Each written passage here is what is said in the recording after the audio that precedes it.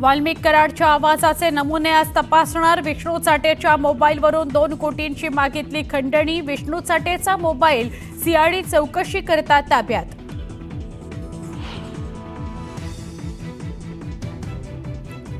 सुरेश धस यांनी घेतली अजित पवारांची भेट। काल दुपारीही धस यांनी घेतली होती अजितदादांची भेट। भेटीचं कारण गुलदस्त्यात।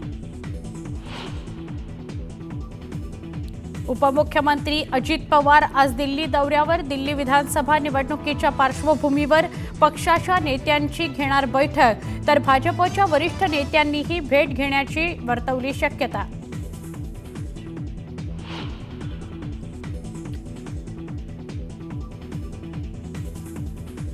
शरद पवार गटाची आज आणि उद्या मुंबईत बैठक। पक्षाची पुढील वाटचाल तसंच नव्या प्रदेशाध्यक्षाबाबत निर्णय होण्याची शक्यता। एक देश एक निवडणुकीसंदर्भात आज संयुक्त संसदीय समितीची पहिली बैठक। निवडणूक सुधारणा उपक्रमावर होणार देशव्यापी चर्चा।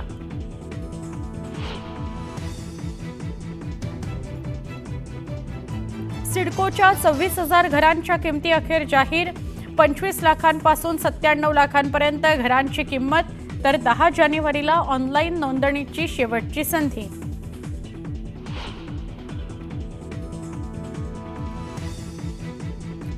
चित्रपट नाटक पाहण्याकरता मुंबईकरांच्या खिशाला आणखी जळ बसण्याची शक्यता। करमणूक करवाढीचा प्रस्ताव मुंबई महापालिकेनं पाठवला राज्य सरकारकडे। मुंबईत एचएमपीव्हीचा संशयित रुग्ण आढळला। 6 महिन्याच्या बाळाला विषाणूची लागण झाल्याची भीती। पवईतील रुग्णालयात उपचार सुरू।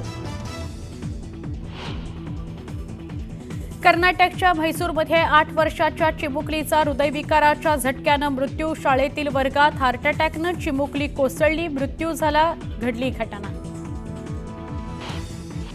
केरळमध्ये मल्लरपूरमधील पुईगुंडी या उत्सवादरम्यान उधळला हत्ती। हत्तीच्या हल्ल्यात एक व्यक्ती गंभीर जखमी।